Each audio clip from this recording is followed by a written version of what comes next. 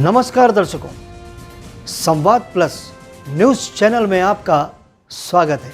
आइए मिलते हैं बाबा श्याम की अदालत में श्याम अग्रवाल से। भजन गायक व रचनाकार श्याम अग्रवाल द्वारा जनहित में प्रयास संस्था के माध्यम से कुछ ऐसे सराहनीय प्रयास किए जा रहे हैं जिसमें श्याम प्रेमी व भजन गायक भी अपनी सहयोग रूपी आहुतियां निरंतर डाल रहे हैं। देखिए एक झलक ऐसे कार्यों की। श्याम प्रेमियों में काफी सराहना व चर्चा भी की जा रही है। संवाद प्लस टीम ने जब इस विषय पर वास्तविक तथ्यों की जानकारी एकत्रित की, तब इस संस्था द्वारा गरीब कन्याओं का विवाह, ब्लाइंड व असहाय बच्चों की सहायता, स्कूल में ठंडे जल की व्यवस्था हेतु मशीनें, गौशाला, फरीदाबाद में एम्बुलेंस व अन्य गौशालाओं में चारे की व्यवस्था आदि आदर्श योजनाएं संचालित पाई गयी व इसकी प्रमाणिक जानकारियां मिली। संवाद प्लस चैनल द्वारा ये समाचार दिखाने व प्रसारित करने की वजह आपको ऐसे कार्यों के लिए प्रेरित करना, ताकि जनहित व जीव हित में ऐसे कार्यों को गति मिल सके। प्रयास संस्था के सहयोगियों को ऐसे सराहनीय प्रयास हेतु हृदय से साधुवाद। आपने कई कलाकारों को एससीआई कंपनी में मौका दिया। अब तक कितने कलाकारों को आपने मंच पर लाकर उनकी पहचान श्रोताओं से कराई है, और आज आप उन कलाकारों को, जो नए कलाकार आ रहे हैं, उनको क्या संदेश देना चाहेंगे? बहुत सारे कलाकार हैं। लगभग संख्या क्या होगी? संख्या देखिए 700 तो करीब पार होगी। उनमें से कितने ऐसे कलाकार हैं जो ये मानते हैं कि हाँ, बहुत जन मानते हैं, बहुत जन मानते हैं। तो जया किशोरी मेरी बिटिया है, और वो जया किशोरी 6 साल की उम्र में मेरे पास में आ गई थी। मेरे साथ में नृत्य करती थी भजनों के साथ में। और उसके बाद में एक दिन उसने मुझसे कहा, जब आपके तृप्ति शाक्या जी का भजन आया था, कभी राम बन के कभी श्याम बन के, तो उस समय उसने मेरे को कान में कहा, चाचू, मुझे चाचू बोलती थी। उसने कहा, चाचू मैं भजन गाना चाहती हूँ। उसने कहा, चाचू मैं भजन गाना चाहती हूँ। तो उसने मेरे को कान में भजन गाया। उसके पापा का नाम शिवा है, शिवा शर्मा, तो मित्र है हमारे। तो शिवा शिवा बोलता था मैंने। तो मैंने कहा शिवा से, शिवा आज के बाद से ये भजन गाएगी। बोला क्या कह रहे हो, ऐसे कैसे होगा, मैंने नहीं गाएगी। उसके बाद हमारे मित्र के यहाँ देवी कीर्तन था, देवी माता का, वैष्णो देवी का।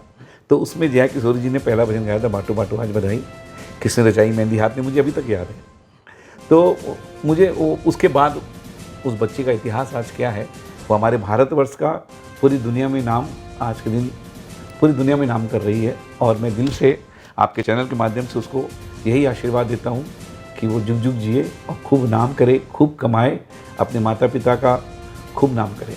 तो वैसे बच्चे भी हमारे पास में हैं। आपको ऐसा नहीं लगता कि सार्वजनिक भजन मंच अब भक्ति से अलग हटकर राजनीतिकरण पर उतर आया है?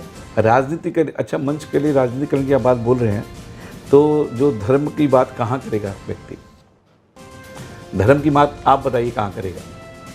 अगर धर्म की कोई धर्म से रिलेटेड बात है, राम की बात है, श्याम की बात है, तो वो कहाँ करेगा? क्या उसके लिए वो अलग क्षेत्र बनाएगा? क्यों उसको गलत लोग लेते हैं? अगर किसी ने अच्छा काम किया तो हमें उसे प्रोत्साहित करना चाहिए। मैं तो पक्ष में हूँ इस चीज़ के। और ये धर्म क्षेत्र है। धर्म क्षेत्र में अगर आदमी धर्म की बात, राम क्या हमारे धर्म में नहीं है? कि श्याम हमारे धर्म में नहीं है? क्या हमारे धर्म से अलग है वो? लेकिन तो उसमें राजनीति कहाँ से आ गई? राजनीति ऐसे आ सकती है कि भजनों का दरबार लगा हुआ है और वहाँ पर आप एक पार्टी का गाना गा रहे हैं, वो भजन है ही नहीं। जो राम को लाएं हम उनको लाएंगे, ये तो भजन का ही नहीं जा सकता, ये तो पार्टी का गाना है। इसको जस्टिफाई कैसे करेंगे आप? जो राम को लाए हैं हम उनको लाएंगे। आपको बता दूं, सुनिए, ये भजन जब बना था कन्हैया भाई ने, तो मैं, राजू खंडेलवाल जी, कन्हैया जी, हम लोग तीनों एक साथ रायपुर से बिलासपुर जा रहे थे। तो रायपुर में एक राम मंदिर है जहाँ पर कन्हैया हमेशा सर झुकाता है। और उस समय इलेक्शन का माहौल था, हम लोग तीनों साथ में थे। तो कन्हैया ने जब दरबार में राम जी के सर झुकाया, तो इस टाइप की धुन बज रही थी गाड़ी के अंदर में, भजनों की ऐसे चर्चा हो रही थी। तो ऐसे अनायास उसके मुंह से मुखड़ा निकला। तो कुछ पंक्तियाँ हमने भी जोड़ी, कुछ पंक्तियाँ राजू भैया ने भी बताई, कुछ पंक्तियाँ कन्हैया ने भी अपनी जोड़ी। ऐसे 2-4 लाइन, ज़्यादा पूरा भजन नहीं, ऐसे जोड़ रहे थे, जोड़ते जोड़ते ये मुखड़ा बना। और उसने अपने कंपोज़र को कहा कि इसको बनाया जाए। अब उन्होंने, हम लोग एक जस्ट ऐसे एक्सपेरिमेंट के तौर पे, एक्सपेरिमेंट लोग करते हैं कि नहीं करते हैं, तो उसने एक एक्सपेरिमेंट के तौर पे इसने ये भजन गाया। और भगवान की कृपा थी राम जी की दया थी उस बच्चे के ऊपर में। मैं तो ये कहूँगा ये भजन इतना इतना इतना ऊपर हुआ और इसको सबसे ज़्यादा सनातनी ने प्रेम किया, सनातनी ने प्रेम किया। और ठीक है, उसमें जो राजनीतिक बात आप कहते हैं तो वो तो हमारे धर्म के ही है ना, अलग थोड़ी है। वो भी तो हमारे धर्म के ही है, वो हमारे धर्म से अलग थोड़ी है। श्याम बाबा की अदालत में आप इसको भजन मानेंगे या एक पार्टी का गाना मानेंगे? दोनों चीज़ मानूंगा, क्योंकि इसमें राम का नाम भी तो है ना। अगर पार्टी का नाम है तो राम का नाम भी है, राम भी है और उनका भी नाम है। अगर कोई आदमी देखिए जिसका हमने सपना सजाया, हम इसको आप क्यों ये क्यों नहीं सोचते, कभी कभी सोचिए मन में कि जिसने सपना सजाया, जो हमारा सपना 500 वर्ष का सपना कोई व्यक्ति अगर पूरा करेगा, उससे बड़ी धर्म की बात हो ही नहीं सकती। अगर वो व्यक्ति को मेरे को पाँव छूने पड़ेगा, मैं 100 बार जाके पाँव छूँगा, क्योंकि उसने हमारे धर्म को आगे लेके आया है, उसने हमारे राम को आगे लाया है। तो मैं तो इसे आप अगर आप राजनीति लेना चाहते तो आपकी इच्छा है, मेरे लिए इससे बड़ा धर्म हो ही नहीं सकता। मेरे पास एक प्रश्न है कि आपने कथावाचक जया किशोरी जी को भी इस स्तर तक आने में एक बड़ी भूमिका निभाई है, क्या वो भी स्वीकार करती हैं? नहीं, मैंने निभाई नहीं, मैं नहीं बोलूँगा, मैंने एक मार्गदर्शन दिया उसे, एक मार्ग दिया उसको मैं। और मैं अभी जया किशोरी की जैसी एक बच्ची हो रही है, यति किशोरी, जिसने मात्र 8 महीने में तूफान मचा दिया भक्ति जगत में। उसके मायरे भागवत कथा इतनी बुकिंग आप सोच नहीं सकते। मतलब कि लोग यति किशोरी को जया किशोरी का प्रारूप मांगने लगे अभी से। तो मेरे जीवन का उद्देश्य केवल ये मार्ग दिखाना, और बाकी उसकी मेहनत है। उस बच्चे ने बड़ी मेहनत की है, उस बच्चे ने जो मेहनत की उसकी मेहनत को मैं प्रणाम करता हूँ। मैंने सर्वे किया कुछ कलाकारों का, तो बात सामने आई कि कई कलाकारों ने माना कि हमें जो मौका दिया है वो म्यूज़िक कंपनी, आपकी म्यूज़िक कंपनी ने दिया है। कई कलाकारों को आपने मौका दिया, इसके कुछ खट्टे मीठे परिणाम भी आए होंगे। जैसे कुछ ने तो आपका मान किया होगा और कुछ आपके किए को भूल भी गए होंगे। आप इस पर क्या कहेंगे? 5 उंगली बराबर नहीं होती। एक माँ के 5 बेटे लायक हो कोई ज़रूरी नहीं है, नालायक भी तो होते हैं। फिर लायक नालायक में क्या अंतर है? कुछ लायक होते हैं, कुछ नालायक होते हैं।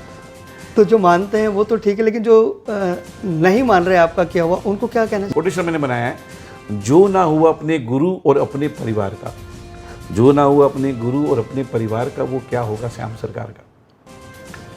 तो ये मेरा ही कोटेशन है भाई साहब। तो जिसने हम तो आप अगर आप किसी को सिखाते हैं तो आप उसे क्या, गुरु हमेशा चाहेगा कि उसका शिक्षक, उसका जो शिष्य है वो आगे बढ़े। गुरु का मतलब यही होता है कि उसका शिष्य आगे जाए। उसके बाद अगर शिष्य आगे बढ़ के बोले वो गुरु को ही पटकने देने की सोचे तो कहाँ से चलेगा? ये नियम नहीं चलेगा, ना कल चला, ना आज चला, ना कल चलेगा। आजकल कलाकार भजनों में कुछ किस्से, कहानियाँ, शायरियाँ सुना रहे हैं, क्या ये सही है? गलत है। इसको शॉर्ट में जस्टिफाइड कर सकते हैं आप? जस्टिफाइड करना ही है, इसमें तो क्या करना है। पहले के भजन आप सुन लीजिए, पहले के भजन ही खुद किस्से कहानियाँ होते थे। पहले भजनों की भक्तों की और भगवान की बातें होती थी। आजकल कभी कभी ऐसा लगता है कि मुशायरा हो रहा है, हमें ऐसे लगता है। कभी कभी ऐसी तुकबंदियाँ होती हैं जिसका कोई अस्तित्व नहीं है, कोई मतलब नहीं है। लोग अपना शौक पूरा करने के लिए कभी कभी लगता है ऐसा हो रहा है। देखिए, एक शिकायती प्रश्न है, हाँ, जो कई भक्त आपस में करते हैं। आप भजन लेखक भी हैं, आजकल कुछ नए लेखक मुखड़े अंतरे की चोरी कर रहे हैं, ऐसे कुछ आरोप चर्चा में हैं, क्या ये सही है? जबकि मेरे पास भी 1-2 प्रमाण ऐसे हैं कि 1-2 भजनों को लेकर इस तरह का विवाद आपसे भी जुड़ा हुआ है, सच्चाई क्या है? देखिए, मेरा जो, अगर आप बोलेंगे ना भजनों के, देखिए मैं कुछ लाइन लेता हूँ तो मैं किसी के भजन से नहीं लेता हूँ। एक पिक्चर आई थी, आपने देखी, लगान पिक्चर आई थी, बहुत प्यारी पिक्चर थी। उसमें एक भजन आया था, ओ पालनहारे निर्गुण और न्यारे, तुमरे बिना हमारा कोई नहीं। मैं वो लगान पिक्चर देख के आया। उसमें रामोतार भैया, मोनू सुल्तानिया हमारे कलकत्ते के बहुत प्यारे कलाकार हैं, जो आज श्याम जगत में जिसको बहुत ज़्यादा लोग प्यार करते हैं। जब मैंने मुखड़ा सुना ना, उसका अंतरा जो होता ना, भजनों में की क्या परिपाटी होती है कि एक लाइन हम गाएं और एक लाइन भगत गाएं। ये भजन का मतलब ये होता है कि खाली मैं अकेला गाऊं तो फिर वो अलग चीज़ हो गई, वो कार्यक्रम हो गया, फिर भजन नहीं रहा। शंकर भैया ने हमें ये सिखाया कि एक लाइन आप गाओ और एक लाइन भगत गाए। तब मैं इस भजन को सुन के आया मैं, तो मेरे दिमाग में मुखड़ा तो वो लाइन बहुत अच्छी लगी, वो पालनहारे निर्गुण न्यारे, क्योंकि मैं उससे अच्छा लिख नहीं सकता। वो एक लाइन, एक सर्वश्रेष्ठ लाइन थी, मैंने वहाँ से वो लाइन ली और उसके बाद मैंने उसका अंतर बनाया। और वो भजन आज के दिन मैं सोचता हूँ कि हिंदुस्तान में कोई ऐसी कथा नहीं होगी, या कोई ऐसा कलाकार नहीं होगा, या कोई ऐसा वक्ता नहीं होगा, या कोई ऐसा कथावाचक नहीं होगा जिसने ये भजन नहीं गाया। लेकिन एक दो भजन तो ऐसे हैं जिस पर मैंने सोशल मीडिया पर आपके और कुछ लोगों के बीच में बड़े विवाद देखे, मुखड़े को लेकर। तो ऐसे में कोई संदेश, छोटा सा संदेश। देखिए, मुखड़े को लेकर देखिए ऐसे कुछ होता है, अब हारे का सारा बाबा श्याम हमारा, कोई बोले ये मेरी लाइन है, तो गलत बात है। कुछ ऐसे शब्द होते हैं जो हम लोग सदियों से सुनते आए हैं, बोलते आए हैं। अगर वो शब्द को कोई बोले ये मैंने लिखा है, तो ये तो इसका कोई अंत नहीं, इस लड़ाई का कोई अंत नहीं। लेखक के तौर पर मैं आपके सामने एक दूसरा प्रश्न भी रख देता हूँ। नानी बाई को मायरो आजकल मंच पर खूब किया भी जाता है और देखा भी जाता है, जबकि इसमें एक विवाद का कारण देखा जा रहा है, जिसको सोशल मीडिया पर मैंने भी पढ़ा है, देखा है कि नानी बाई बड़नगर के ऊना गांव में ब्याही गई थी। इसे लेकर कई तरह के विवाद देखे, पढ़े, सुने जा रहे हैं सोशल मीडिया पर। आप इस तरह का आप भी कुछ मंचन करते हैं? मैं करता हूँ, लेकिन कुछ बातों को लेकर विवाद है, देखा जा रहा है, सोशल मीडिया पर भी चल रहा है, जबकि संग्रह में जो बातें देखी जा रही हैं, किताबों में जो लिखी हैं, वो बहुत अलग है। तो ये विवाद को कैसे खत्म किया जाएगा? हर स्कूल का अलग अलग सिलेबस होता है। हमने जहाँ से सिलेबस लिया ही है। मैं दो व्यक्तियों का नाम लूँगा जो हमारे हिंदुस्तान के, जिनको राष्ट्रीय पुरस्कार मिला भाई साहब। उनमें आप जानते होंगे कि हमारे श्यामलीन श्री राजेंद्र जी जैन, और वो जिनके लिखे हुए भजन गाते थे उनको भी आप जानते हैं, श्री ताराचंद्र जी। वो हमारे बीच में दोनों नहीं रहे। और सबसे पहले अगर नानी बाई का मायरा किसी ने किया और जिसको लोगों ने सराहा और आज तक सराह रहे, आज भी वो कृतियाँ फेसबुक पे, यूट्यूब पे आप देखेंगे तो लोग उसको सुनते हैं, उस पर नृत्य नाटिकाएँ होती है। तो वो श्री राजेंद्र जी जैन हमारे मामा भी लगते हैं। उनसे मैंने वो कार्यक्रम मैंने देखा और उनकी वही चीज़ मैंने ली। तो ताराचंद जी ने लिखा, अब ताराचंद जी क्या झूठे हो सकते हैं? अगर कोई चीज़ सोहनलाल जी लवाकर ने लिखी है, ताराचंद जी ने लिखी है, हमारे श्यामलीन शिवचरण जी ने लिखी है, अगर उसको लेकर कोई भगत गाता है तो वो आप क्या सोचेंगे, उसके लिए क्या बोलेंगे, आप बताइए। तो आप उनके स्कूल की जो पुस्तकें हैं या जो ज्ञान है उसको फॉलो कर रहे हैं? उनको मैंने फॉलो किया, वो जैसे करते थे नृत्य नाटिका। राजेंद्र जैन जी अपने आप में एक खुद वो स्कूल, आप शायद मिले होंगे, मुझे पता नहीं मिला कि नहीं मिला आपने, वो अपने आप में एक स्कूल। और पैसों की बात बोलते हैं ना, भी 3 लाख 4 लाख 5 लाख। आज से 15 साल पहले राजेंद्र भैया की फीस थी 5 लाख रुपए, आज से 15 साल पहले। तो कला के पैसे हैं। और मैंने उनको देखकर नानी बाई का मायरा करना शुरू किया और लोगों ने बहुत सराहा, और कम से कम मैं 500 मायरे कर चुका हूँ, नियर अबाउट 500 मायरे। और आज भी मैं शादी विवाह के इवेंट के काम करता हूँ, उसमें मेरे हर फंक्शन में, शादी के विवाह में नानी बाई का मायरा धूमधाम से होता है। लोग बड़े प्रेम से करते हैं और आनंद लेते हैं।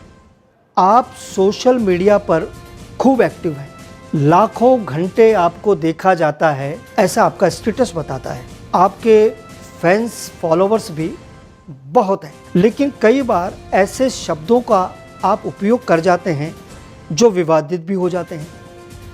इस जोशीले अंदाज के पीछे का सच क्या है? सच, मैं सच से नहीं डरता, ना कल डरा हूँ, ना आज डरा हूँ, ना कल डरूंगा।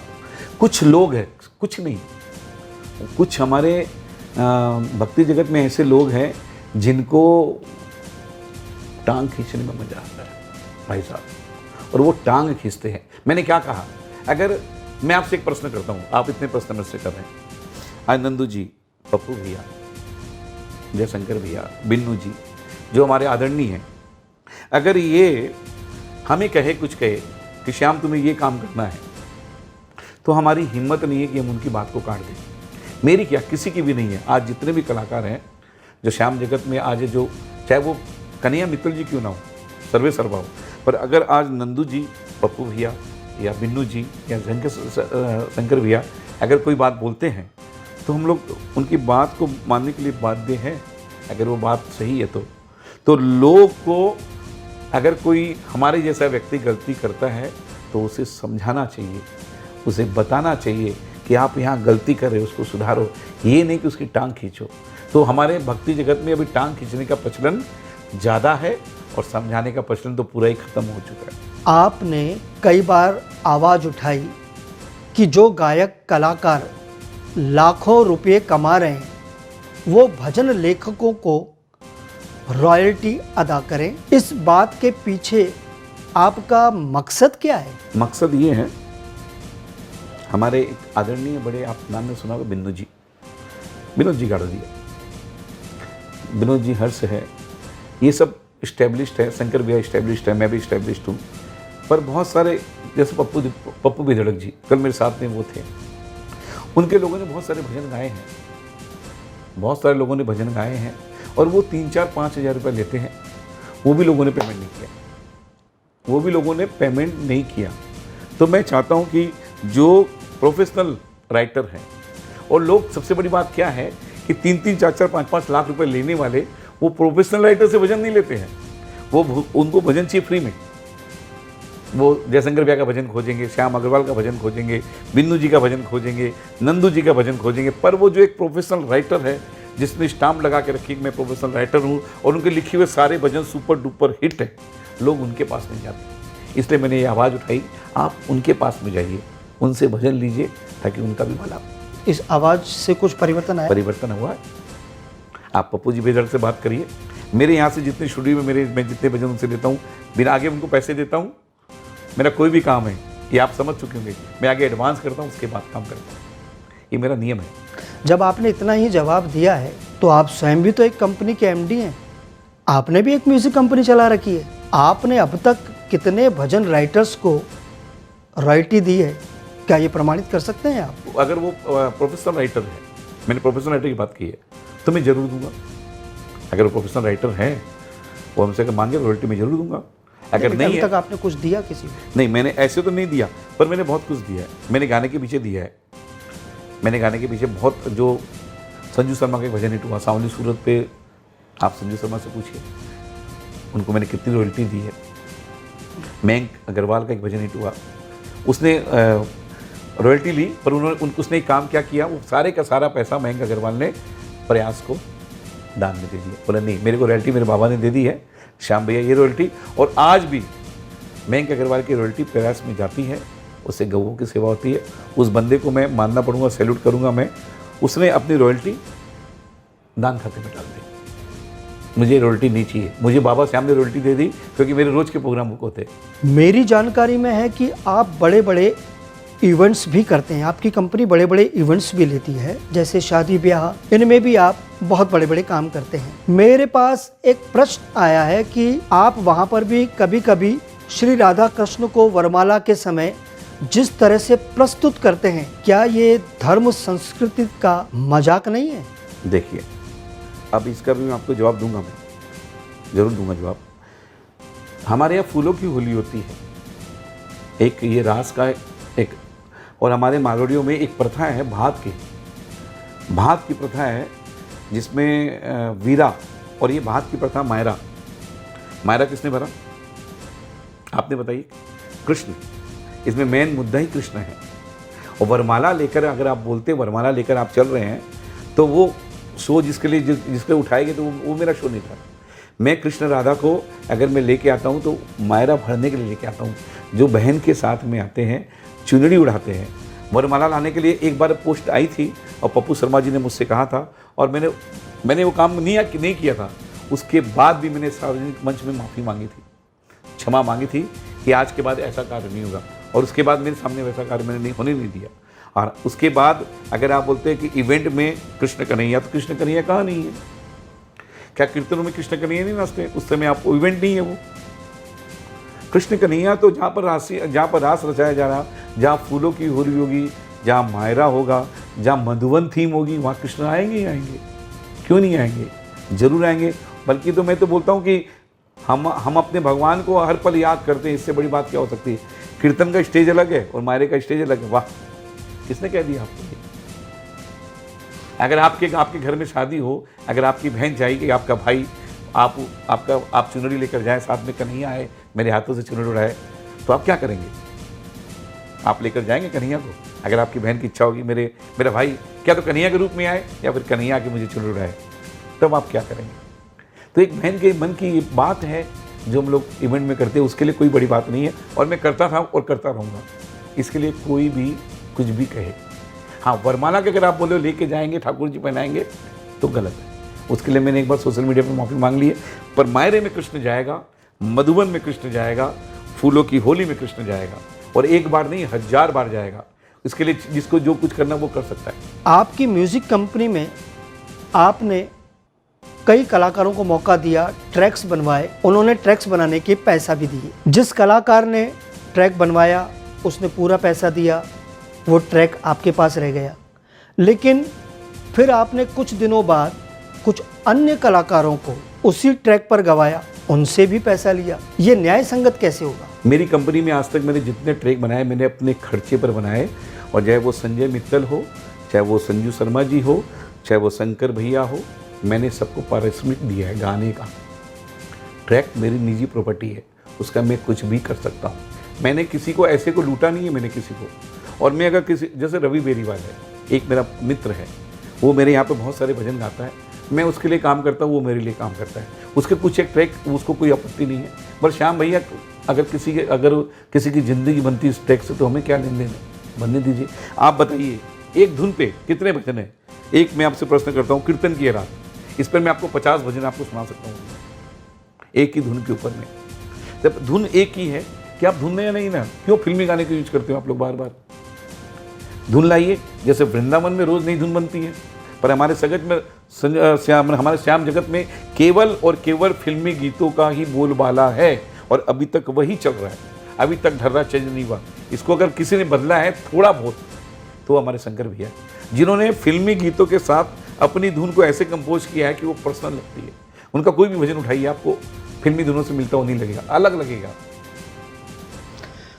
जब इतना सब कुछ आपके पास अनुभव है श्याम जगत का, तो आप श्याम जगत से कोई सवाल करना चाहेंगे हमारे चैनल के माध्यम से? तो एक सवाल श्याम प्रेमियों से श्याम जगत से कीजिए। मैं श्याम जगत, देखिए श्याम जगत बना दिया, ये तो मेरे आत्मा को बड़ी तकलीफ थी जब मैं जगत कहता हूँ। तो श्याम परिवार को आज के लोगों ने अपने स्वार्थ सिद्धि के लिए, मतलब के लिए, अपने अहंकार को ऊपर करने के लिए श्याम जगत बना दिया। और जब से ये जगत बना है तब से इसमें केवल और केवल कला है। जब हमारे आलू सिंह जी महाराज हमारे साथ थे, हमारे शिवचरण जी हमारे साथ थे, तो ये परिवार था, लोग एक दूसरे से प्यार करते थे। पर आज के दिन लोग घृणा करते। आपको एक बात बताता हूँ अंदर की बात, जब स्टेज से मंचन करके कलाकार उतरता है और वो मेरे पास में आता है, क्योंकि मैं बहुत सारे कार्यक्रम करता हूँ, तो मुझसे क्या कहता हूँ, देखा मैंने आज उससे अच्छा गाया कि नहीं, बताइए आप, मैंने उससे अच्छा गाया कि नहीं। पर कोई कलाकार आके ये मुझे ये नहीं कहता कि आज मैंने ठाकुर जी को रिझाया कि नहीं। उसमें सिर्फ और सिर्फ एक ही कलाकार है पूरे हिंदुस्तान में जो ठाकुर को तन मन और अपने धन से ले जाता है, जिसको पैसों की कोई परवाह नहीं है, उसका नाम है पवन जी भाटिया। आप सुनिएगा उनको, वो ऐसा व्यक्ति है, वो मेरा आदरणीय है, और उसके बताए हुए पथ पर मैं चलता हूँ, और सारी दुनिया जानती है कि मैं उसके बताए हुए पथ पर चलता हूँ। एक निजी प्रश्न, अंतिम प्रश्न है आपसे, अगर आप अपनी पारिवारिक पृष्ठभूमि के बारे में कुछ हमारे श्रोताओं को, दर्शकों को बताना चाहें तो आपका स्वागत है। पारिवारिक तो हमारे दादाजी सबसे पहले श्याम बाबा के, अगर कलकत्ते में अगर श्याम बाबा के प्रचारक के रूप में अगर आप सोचेंगे तो मेरे दादाजी बाबूलाल जी अग्रवाल, जो पुराने जो है उनसे पूछेगा तो वो समझ सकते हैं। गणेश नायक जी सुल्तानिया, रामोता जी सुल्तानिया, ये हमारे एक कुटुंब हम लोग का है। सुल्तानिया परिवार श्याम मंडल की बात कर रहा हूँ मैं, मित्र मंडल की बात कर रहा हूँ, गाड़दिया परिवार से बात कर रहा हूँ मैं। तो ये हम लोग एक साथ में, दादाजी और रामोतार जी और गणेश जी सुल्तानिया, इन लोगों ने, ये उपज है, ये बीज है। कलकत्ते में श्याम नाम का बीज बोने वाले ये है, उस बीज का मैं बीज हूँ, बस इतना ही बोलूँगा मैं, उस बीज का मैं बीज हूँ। और बाबा श्याम के बारे में आपको क्या बताऊँ। चलते चलते श्याम भक्तों को, श्याम परिवार को, आपने कहा श्याम जगत, तो उसकी डेफिनेशन चेंज हो जाती है। श्याम परिवार को, श्याम भक्तों को कुछ संदेश देना चाहें? मैं श्याम भक्तों के प्रेमियों से भी कहना चाहता हूँ, एक तो फिजूल खर्ची बंद करें, आडंबर बंद करें। अगर आप सोचते हो कि आडंबर करने से, फिजूल खर्चे करने से बाबा श्याम खुश होते हैं, तो ये आपके जीवन की सबसे बड़ी गलतफहमी है मेरी नज़र में। फिजूल खर्ची बंद करिए और अपने ये जो अभी आडंबर जो चल रहा है ये कौन कर रहा है? आप हम ही कर रहे हैं।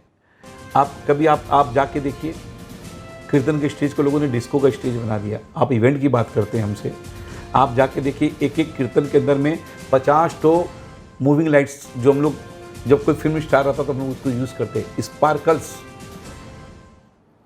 जो जलने वाली तुमड़ी, हिंदी में बोल रहा हूँ मैं, लोग समझ जाएंगे, ताकि कोल्ड फायर जिसको हम लोग अंग्रेजी बोलते हैं, वो जलने वाली तुमड़ी जलती है और बाबा के चेहरे पे एक ब्लैक स्पॉट रहता है। ऐसा लगता है कि स्पॉटलाइट मार दी, काली रंग की सी, ब्लू रंग की सी मार दी, कोई काली मार दी, कोई पीला, उसमें बाबा का चेहरा दिखता ही नहीं है। उसमें केवल कलाकार को धक धक धक धक धक धक धक धक। और आप देखेंगे उसमें अगर कोई जाके, अगर आप डिस्को लाइट में पूरा चारों तरफ से घेर दिया जाए, लाइट्स ऐसे ऐसे मूवी करे, उसमें अगर आप करें मेरी लाज रखना, मेरी लाज रखना, कहाँ से बाबा लाज रखेगा? आप आइए हमारे प्रयास के कीर्तन में, मैं आपको न्योता देता हूँ। हमारे प्रयास के कीर्तन में 36 घंटे का कीर्तन होता है। उसमें मैं स्टेज के अंदर में पानी भी अलाउड नहीं है, पानी पीना भी अलाउड नहीं है। कीर्तन स्थल पे हमारे यहाँ पानी पीना भी अलाउड नहीं है 36 घंटे के स्टेज में। ये कितने लार्ज स्केल का करते हैं आप? लार्ज स्केल में हमारे उस कीर्तन में कम से कम भी 75 से 80 कलाकार आते हैं हिंदुस्तान के। कन्हैया मित्तल से लेके गोविंद जी भार्गव से लेके सारे कलाकार आ चुके, बड़े से बड़े कलाकार और छोटे तो ये से कुछ दिन चलता है या कुछ घंटे? 36 घंटे चलता है। और प्रयास करें कि मैं आपको प्रयास के माध्यम से लोगों को एक संदेश देना चाहता हूँ। मैं आपके चैनल के माध्यम से देना चाहता हूँ कि जिस प्रकार से हमारे देश का सिपाही, वो अगर युद्ध करते करते वीर गति को प्राप्त हो जाता है, तो हमारे देश की ये, हमारे प्रधानमंत्री जी बोलिए या नेतागण बोलिए या रूल्स रेगुलेशन बोलिए, उस सिपाही के परिवार के लिए कुछ ना कुछ अनुदान, ताकि उनकी जीविका चल सके। वैसे ही श्याम जगत में एक बहुत बड़ी घटना घटी थी। एक ऐसा कलाकार जो गाते गाते अचानक वो श्यामलीन हो गया और उस परिवार को भी देखने वाला नहीं। लोगों ने बड़ी बड़ी बातें की, लोगों ने बड़ी बड़ी बातें की, पर लोगों ने कुछ किया नहीं। जब प्रयास ने किया उसके लिए, उनके बच्चों की पढ़ाई के लिए, और अभी आज भी कर रहा हूँ, कल भी करूँगा, परसों भी करूँगा, चाहे मुझे कोई रोक ले उसके बाद भी करूँगा मैं। जब उन बच्चों के लिए पढ़ाई के लिए प्रयास ने प्रयास किया, उन बच्चों को जब हमने एक अच्छा माहौल दिया पढ़ाई के लिए, मैंने उन बच्चों का पूरा भविष्य जो निश्चित कर दिया, वो पैसे हमने बैंक में डाल दिए, ताकि वो पैसे से जो पैसे आए उससे बच्चे पढ़ाई कर सकें। हमारा प्रयास का ये प्रयास रहता है। तो आपने देखा बाबा श्याम की अदालत कार्यक्रम में संवाद प्लस पर आज हमारे विशेष मेहमान थे श्याम अग्रवाल। सभी को मेरी तरफ से जय श्री श्याम। अगर मुझसे कोई भूल या त्रुटि होगी है तो मैं क्षमा प्रार्थी हूँ। अपना भाई समझ के क्षमादान अवश्य दीजिएगा। और हाँ, इस चैनल को अवश्य सब्सक्राइब करिए, लाइक करिए और आने वाले समय में इस चैनल के बारे में लोगों को बताएं, ताकि प्रेमियों की सच्चाइयाँ लोगों तक पहुँचे। राधे राधे, जय श्री श्याम। बाबा श्याम की अदालत में सवाल और जवाब का ये सिलसिला जारी रहेगा। बहुत जल्द मिलते हैं एक नए मेहमान के साथ बाबा श्याम की अदालत।